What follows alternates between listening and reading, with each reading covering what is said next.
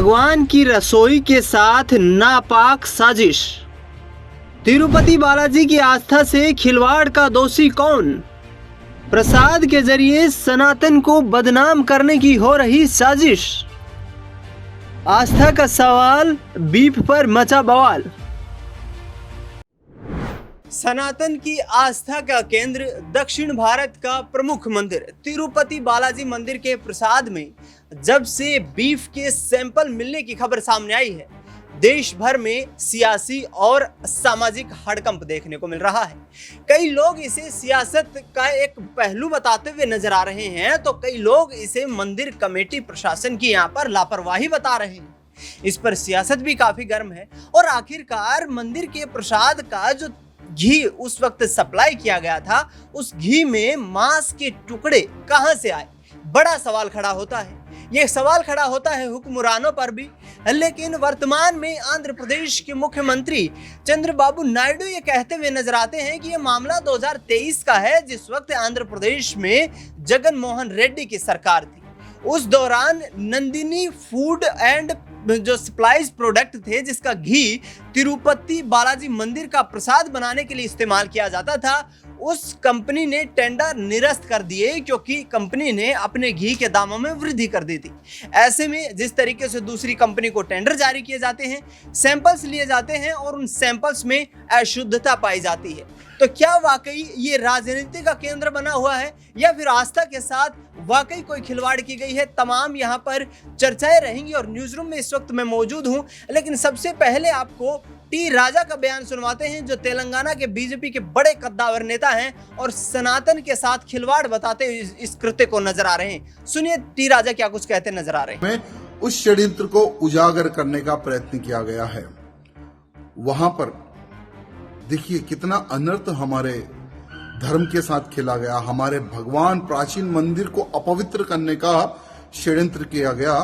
लड्डू यानी बालाजी भगवान, तिरुपति भगवान का लड्डू, बहुत ही लोग बड़ी ही शुद्धता से लोग प्रसाद ग्रहण करते हैं और कोई भी तिरुपति बालाजी भगवान के दर्शन करने जब जाता है ना, तो खास करके अड़ोस पड़ोस परिवार के लोग कहते हैं कि भाई बालाजी भगवान का लड्डू लेकर आइए। और जब बालाजी भगवान का लड्डू प्रसाद के रूप में परिवार में बांटा जाता है, तो बड़ी ही उत्साह से, बड़ी ही पवित्रता से उस लड्डू को ग्रहण किया जाता है। लेकिन उसी लड्डू में बीफ ऑयल यानी गाय भैंस का जो चर्बी होती है, उसका ऑयल निकालकर उस लड्डू में मिलाया जा रहा था जगन मोहन रेड्डी की सरकार के समय पर। पॉम ऑयल और जानवरों का ऑयल, पता नहीं किन किन जानवरों की चर्बी से ऑयल निकालकर उन लड्डू में मिलाया जा रहा था। लेकिन आज टीडीपी की सरकार, चंद्रबाबू नायडू जी मुख्यमंत्री बनने के बाद में, जो जगन मोहन एक पापी मुख्यमंत्री था, आज तो खत्म हो गया वो, एक पापी मुख्यमंत्री ने हमारे मंदिर को अपवित्र करने का षड्यंत्र किया गया। मैं हमारे मुख्यमंत्री चंद्रबाबू नायडू जी से निवेदन करना चाहता हूं कि इसने, जगन मोहन रेड्डी ने जो पाप किया है, वो जनता के सामने आप लेकर आइए। और हमारे अमित शाह जी, होम मिनिस्टर जी से निवेदन करना चाहता हूं, प्रधानमंत्री मोदी जी से निवेदन करना चाहता हूं, क्योंकि आप लोग भी कईयों बार उस प्राचीन मंदिर के दर्शन करने गए, आप लोगों ने भी उस लड्डू को ग्रहण किया। ये इसकी सरकार के समय पर तो पता नहीं क्या हुआ होगा। तो इसलिए मैं मोदी जी से, अमित शाह जी से, खास करके मुख्यमंत्री जी जो चंद्रबाबू नायडू जी हैं, उनसे निवेदन करना चाहता हूं कि इसके षड्यंत्र को पब्लिक के सामने लेकर आए और ऐसे व्यक्ति को तुरंत अरेस्ट करे, यहां मैं निवेदन करना चाहता हूं। तो सुना अपने बीजेपी के दिग्गज नेता टी राजा ये कहते हुए नजर आ रहे हैं कि ये गलती नहीं है, ये लापरवाही नहीं है, ये जानबूझकर की गई एक साजिश है और इस साजिश के जरिए सनातन को बदनाम करने की कोशिश की गई। अमन जी मेरे साथ मौजूद हैं।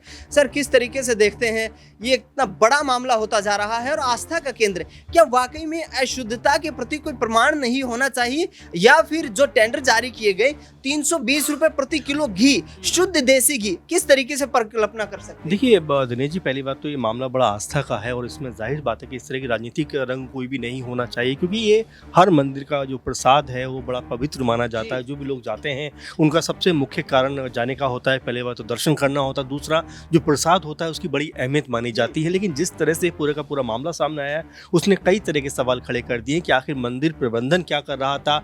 ये पूरा का पूरा 10-20 रुपए का कुछ मामला था जिसकी वजह से ये पूरे का पूरा जो कह सकते हैं कि जो टेंडर था वो कैंसिल कर दिया गया। तो ये क्या आस्था के साथ भी आप खिलवाड़ करोगे, ये सबसे बड़ा प्रश्न उठता है। और साथ में क्या सिर्फ ये एक जगह का मामला है या आने वाले और भी कुछ मंदिरों में ऐसा खुलासा हो, क्योंकि राजस्थान में कई मंदिरों के अंदर ये बात कही गई है कि भाई सब में जांच होनी चाहिए। तो देखिए दिनेश जी, पूरे का पूरा मामला आस्था का है, मुझे नहीं लगता कि इसमें कोई बहुत ज़्यादा हमें मीन मेक निकालने की ज़रूरत है। जो मामला है वो स्पष्ट है, क्योंकि लैब में जाकर चीज़ें टेस्ट भी हो चुकी हैं और लगभग प्रूफ हो चुका है। ऐसे में जो मंदिर प्रबंधन है, कमेटी है, जो लोग हैं किस तरह से काम कर रहे हैं, आखिर ये मांस के टुकड़े अगर उसमें आए कहाँ से आए, इसके ऊपर जांच होगी और जो जिम्मेदार लोग होने चाहिए उनको कड़ी से कड़ी सजा होनी चाहिए। क्योंकि देखिए ये आस्था का प्रश्न है, अगर इसमें भी इस तरह की चीज़ें होंगी तो ये असहनीय बात है।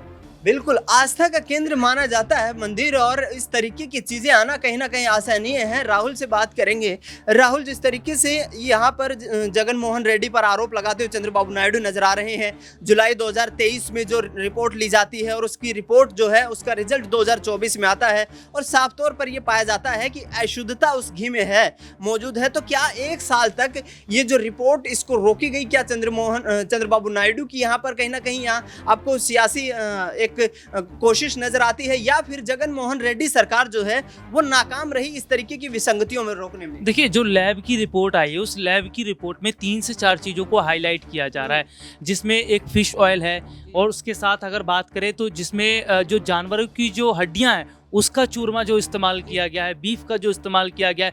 और देखिए सबसे बड़ी और प्रमुख बात ये निकलकर सामने आती है कि जिस लड्डू में ये तमाम सामान का इस्तेमाल किया गया और यहाँ पर हम देख रहे हैं उन लड्डुओं को वहाँ पर भी पहुँचाया गया था जब प्रभु श्री राम का मंदिर बनकर तैयार हुआ था, जब प्राण प्रतिष्ठा हुई थी, यहीं से वो लड्डू गए थे।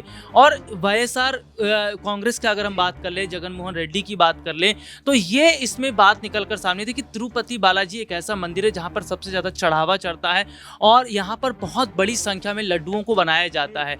लेकिन आखिरकार नौबत आई क्यों इस तरीके की मिलावट करने की? और दूसरी सबसे बड़ी बात है, मिलावट इस तरीके की गई कि ये एक साजिश के तौर पर देखा जा रहा है। क्या सनातन धर्म पर ये चोट पहुंचाने की कोशिश की गई है? क्या हिंदुओं की आस्था के साथ खिलवाड़ करने का काम किया गया? मैं किसी धर्म का नाम नहीं लूंगा, किसी और धर्म के साथ इस तरीके की बात होती तो आज टीवी डिबेट पर आमने सामने लड़ाई हो रही होती, आज सड़कों पर दंगे हो रहे होते, आज कत्लेआम मच गया होता। लेकिन आज सवाल ये खड़ा हो रहा है कि जब सनातन धर्म पर चोट पहुंचाई गई है तो ये जो छुटभइये लोग होते हैं जो बात बात पर ट्वीट कर देते हैं, हो हंगामा कर देते हैं, आज ये लोग कहाँ पर मौजूद है? लेकिन कहीं ना कहीं भारतीय जनता पार्टी के, मैं अगर बात करूँ तमाम कई नेताओं का, केशव प्रसाद मौर्य का बयान सामने आया जो वो कह रहे हैं कि हर मंदिर में बनने वाले प्रसाद की जांच होनी चाहिए और पता लगना चाहिए कि कहीं वहां भी तो मिलावट नहीं हो रही है। जांच होनी चाहिए कि कहीं और मंदिरों में जो प्रसाद वितरित किया जाता है वहां पर भी तो इस तरीके की अनियमितताएं नहीं बरती जा रही हैं। रवि किशन सांसद गोरखपुर का बयान सुनवाते हैं जो इस मामले पर आग बबूला होते हुए नजर आ रहे हैं। सुनिए क्या कहते हैं रवि किशन। आप देख ही रहे हो, बालाजी मंदिर में मटन मीट द्वारा बीफ के मीट के लड्डू बना के बेचे जा, हिंदुओं को दिए जा रहे। क्या हो रहा है हिंदुओं के साथ, ये सोचना चाहिए। मंदिर जो चला रहे थे जो हिंदू नहीं, और ये विषय आज पूरे विश्व में चर्चित है कि बीफ का मटन दिया जा रहा था लड्डू में। तो वो समय आ गया है कि शस्त्र और शास्त्र उसके साथ चलेंगे। यह समय बाद यह पूज्य महाराज ने सिखावा ना, अगर एक बुलडोजर कहा ना, उसके अंदर बहुत सारी बातें हैं। आप देख ही रहे हो, बालाजी मंदिर में मटन मीट द्वारा बीफ के मीट के लड्डू बना के बेचे जा, हिंदुओं को दिए जा रहे। तो आपने सुना, बीजेपी के सांसद रवि किशन ये कहते हुए नजर आ रहे हैं कि उन लोगों को कड़ी से कड़ी सजा दी जानी चाहिए जिन्होंने इस तरीके की लापरवाही करने की जहमत उठाई है। सिराज मेरे साथ मौजूद हैं। सिराज, किस तरीके से देखते हैं तिरुपति बालाजी मंदिर अपने आप में बड़ा मंदिर, देश विदेश से लोग आते हैं और वहां पर चंद यहाँ पर टेंडर जारी करने के लिए इतनी बड़ी यहाँ पर मंदिर कमेटी जो है वो रिस्क लेती हुई नजर आती है कि कंपनी का पिछला इतिहास नहीं देखा जाता है और तुरंत वहां पर पुराने टेंडर को कैंसिल करके नए टेंडर इशू कर दिए जाते हैं। क्या सोची समझी कोई साजिश नजर आती है? जी बिल्कुल, ये मामला जो है पूरी तरीके से आस्था से खिलवाड़ का है, क्योंकि देखा जाए तो मंदिर जो है किस तरीके से वो एक कह सकते हैं कि हिंदुओं का धार्मिक प्रतीक है, और जाहिर सी बात है वहाँ पर एक बड़ा मंदिर है और वहाँ पर जिस तरीके से लोग जाते हैं प्रसाद जो है आस्था के संग जो है प्रसाद को कह सकते हैं खाते हैं, और लेकिन जिस तरीके से ये पूरा मामला सामने आया है मुझे लगता है कि इसकी जाँच होनी चाहिए। और सवाल उठते हैं कि चंद्रबाबू नायडू पर भी, क्योंकि देखिए ये मामला जो है 2023 का है, लेकिन अब इसको एक तरीके से मुद्दा बनाने का प्रयास किया जा रहा है। मुझे लगता है इसको और पहले ही उठा देना चाहिए था, इसकी और पहले ही जांच होनी चाहिए थी, क्योंकि देखिए ये मामले पर हम राजनीति नहीं कर सकते, किसी भी तरीके से टीका टिप्पणी नहीं कर सकते, क्योंकि देखिए ये आस्था का पूरे तरीके से मामला है। और देखिए ये सिर्फ मंदिर का मामला नहीं है, मैं समझता हूँ कि हर क्षेत्र में भारत में जिस तरीके से अभी हाल ही में जिस तरीके से बाबा रामदेव को सुप्रीम कोर्ट से झटके लगे और कहीं ना कहीं उनको नसीहत दी गई कि वो तमाम तरह के दावे करते हैं कि मेरा प्रोडक्ट जो है 100% शुद्ध है, लेकिन उनके टूथपेस्ट में जो है तमाम तरह की चीज़ें देखने को मिली थी, मछली के कांटे हो या फिर और भी तमाम तरह की चीज़ें हो। तो मुझे लगता है हर क्षेत्र में जांच होनी चाहिए, और ये जो मामला है मुझे लगता है इस पर कड़ी कार्रवाई होनी चाहिए, जो भी कह सकते हैं गुनहगार है। गुनहगार पर कड़ी कार्रवाई होनी चाहिए। और आखिरकार क्या मंदिर कमेटी इसके पीछे जिम्मेदार है? स्वामी अविमुक्तेश्वरानंद का बयान सुनवाते हैं, उसके बाद मनीष से सवाल लेंगे कि आखिरकार इस तरीके की घटनाएं क्यों सामने आ रही हैं। देखिए, जो लगता है अभी तो जांच का विषय है, जल्दी से जांच होनी चाहिए।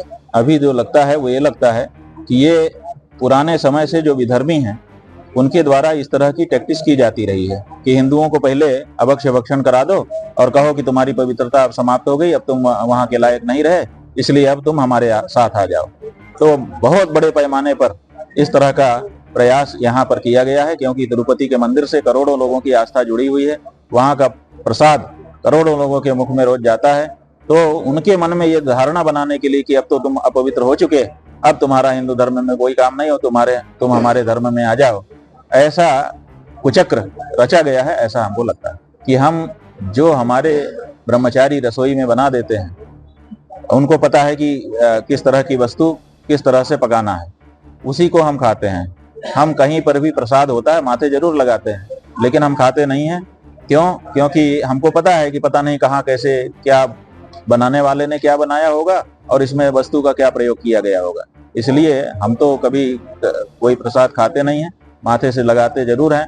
तिरुपति का प्रसाद बीच बीच में लोग लाते हैं तो हमको देते हैं तो हम माथे लगा लेते हैं, लेकिन हमने कभी खाया नहीं। कड़ा से कड़ा, इतना कड़ा कि आज तक हुआ ना हो, सरेआम, अभी तक भारत में ये हुआ नहीं है बहुत दिनों से, सरेआम सड़क पर फांसी पे लटकाया जाना चाहिए। आप हमारी पवित्रता के साथ खिलवाड़ कर रहे हैं। हमारी अस्मिता है, हमारी पवित्रता के सिवा हमारे पास है क्या? तो उस पवित्रता को खंडित करने के लिए आप इस तरह का षड्यंत्र करते हैं। जिसने भी ये किया है जल्दी से वो सामने आए और हम कड़ा से कड़ा दंड देना चाहे। जो नहीं दंड करूं खल तोरा, भ्रष्ट हो श्रुति मार्ग मोरा। दंड विधान भी शास्त्रीय है, ऐसा नहीं है दया ही दया नहीं करना है। अगर कोई गलत है तो उसको दंड भी देना, ये भगवान का नियम है। इसलिए भगवान ने कहा जो नहीं दंड करूं खल तोरा, तो दंड भी शास्त्र का नियम है, वो भी किया जाना चाहिए ताकि दोबारा लोग सिर ना उठा सके। तो मनीष, किस तरीके से देखते हैं ये बड़ा मामला और कहीं ना कहीं राजनीतिक रूप लेता हुआ नजर आ रहा है? जिस तरीके से जो तमाम बयानबाजियां सामने आ रही हैं उससे साफ तौर पर यह प्रतीत होता है कि बड़ी लापरवाही तो हुई है, लेकिन क्या इस लापरवाही की जिम्मेदारी अब खुद यहाँ पर सीएम चंद्रबाबू नायडू को लेनी चाहिए? जी बिल्कुल, यहाँ पर दिनेश देखा जा रहा है जिस तरीके से ये मामला सामने निकल कर आया और राजनीतिक हलचल मचती हुई नजर आ रही है, तो कहीं ना कहीं ये हिंदुओं की आस्था से खिलवाड़ का मामला एक होता हुआ नजर आ रहा है। और ऐसे में तमाम राज्यों में विधानसभा के चुनाव होने हैं, तो उस चुनाव के बीच में कहीं ना कहीं इस तरीके की चीज़ें निकल कर आई हैं। लेकिन अगर देखा जाए तो चंद्रबाबू नायडू सूबे के मुख्यमंत्री पहले से ही हैं, और तो पहले इस चीज़ पर गौर क्यों नहीं किया गया, अब ये चीज़ क्यों निकल कर आ रही, ये भी एक बड़ा सवाल यहाँ पर हो जाता है। और ऐसे में यहाँ पर राजनीति करना इस चीज़ को लेकर मैं मानता हूं कि सही नहीं है। जो भी यहाँ पर आरोपी हैं या जो भी इस मामले में शामिल हैं, उन पर कड़ी से कड़ी कार्रवाई होनी चाहिए और सरकार को एक बड़ा फैसला इस मामले में लेना चाहिए, क्योंकि हिंदू जो है वो कहीं ना कहीं उस मंदिर से एक बड़ी आस्था रखते हैं। काफ़ी जिस तरीके से हमारे और सहयोगियों ने बताया कि काफ़ी दूर दूर से वहाँ पे श्रद्धालु पहुँचते हैं, मंदिर में दर्शन करते हैं, और लोगों की आस्था से जुड़ा ये मुद्दा जो है वो कहीं ना कहीं इस तरीके से राजनीतिक तौर पर इस्तेमाल करना मैं नहीं मानता हूँ कि बेहतर होगा। और इसको कहीं ना कहीं आराम से और बहुत सोच समझ कर इस पर फैसला लेना चाहिए और इसको एक बड़ा इशू नहीं बनाना चाहिए। जुलाई 2023 में जब नए टेंडर जारी किए जाते हैं, उसके बाद जुलाई 2024 के आते आते उसी फूड प्रोडक्ट का इस्तेमाल किया जाता है, जिस पर लगातार सवाल उठ रहे हैं। तो आखिरकार क्या मंदिर कमेटी, क्या मंदिर प्रशासन इतना यहाँ पर लापरवाह हो गया था कि लगातार 1 साल तक फिर से उसी घी का इस्तेमाल प्रसाद को बनाने में किया जाने लगा, जिस घी की प्रामाणिकता को लेकर सवाल उठ रहे थे। अब देखना यह होगा कि तमाम सियासी सरगर्मियों के बीच किस तरीके से यहाँ पर गुनहगारों के खिलाफ कार्रवाई होती हुई नजर आती है और किस तरीके से मंदिर की आस्था को बनाए रखने के लिए शासन प्रशासन अपनी जिम्मेदारियों को निभाता हुआ नजर आता है। फिलहाल इस खास कार्यक्रम में इतना ही। देश दुनिया की तमाम बड़ी खबरों के लिए आप देखते रहिए SPN 9 न्यूज।